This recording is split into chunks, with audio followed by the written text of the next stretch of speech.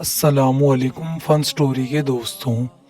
एक दफ़ा ये ऐलान हुआ कि जो जो आदमी परेशान है वो फलां मैदान में आ जाए। जिस चीज़ से परेशान है इसको वहाँ रख दे, उसका मुतबादिल यानी जिस चीज़ को अच्छा समझता है वो उठा ले। इस ऐलान को सुनकर सब खुश हो गए और मुकर्रर दिन में मैदान में पहुँच गए।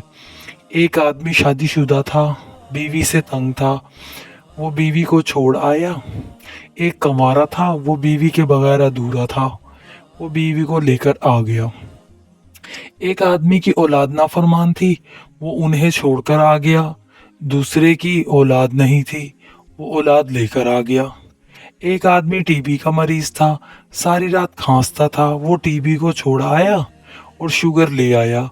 दूसरा जो शुगर का मरीज था वो शुगर रख आया और टीबी लेकर आ गया। इसी तरह सब खुशी खुशी वापस आ गए। अगले दिन शादीशुदा जो बीवी को छोड़ाया था घर आया। रात हुई, ना कोई खाना पकाने वाला, ना किसी ने बिस्तर बिछा कर दिया, ना कोई चाय बना कर देने वाला। तो कहने लगा कि चलो जैसी भी थी खिदमत तो करती थी। और जो गैर शादीशुदा था, बीवी ले आया था, उसने आते ही सामान की लिस्ट हाथ में दे दी कि ये ले आओ, फला ले आओ। सारे पैसे खर्च हो गए, जेब खाली हो गई। कहने लगा मैं तो शादी के बगैर ही ठीक था।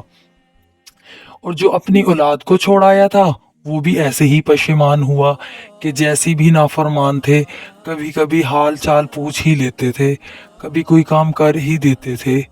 जो औलाद ले आया था वो बड़ा खुश था। लड़कों ने आते ही बाप को लिटाकर मारना शुरू कर दिया। अब वो बोला कि वो तो ऐसे ही ठीक था।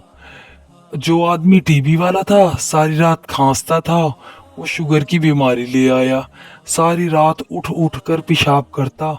सर्दी थी, बड़ा परेशान हुआ और कहा कि टीबी ही ठीक थी। चाहे सारी रात खांसता था लेकिन जब बिस्तर पर तो पड़ा रहता था। ये बार बार का उठना, सर्दी में जाना बड़ा मुश्किल था। और जो शुगर वाला टीबी ले आया था वो सारी रात खांसता रहता, सुबह उठ के कहने लगा वही शुगर ठीक थी, चलो पेशाब करके थोड़ी देर सो तो जाता था। इस कमबख्त टीबी ने तो सारी रात सोने ही नहीं दिया मुझे। बेशक इंसान नाशुक्रा वाकया हुआ है। याद रखें, अंधा दुनिया को देखने की, बहरा सुनने की, लंगड़ा चलने की और गूंगा बोलने की तमन्ना करता है। और तुम देखते भी हो, सुनते, चलते और बोलते हो। तो कौन सी चीज़ तुम्हें रब का शुक्र बजाने से रोकती है?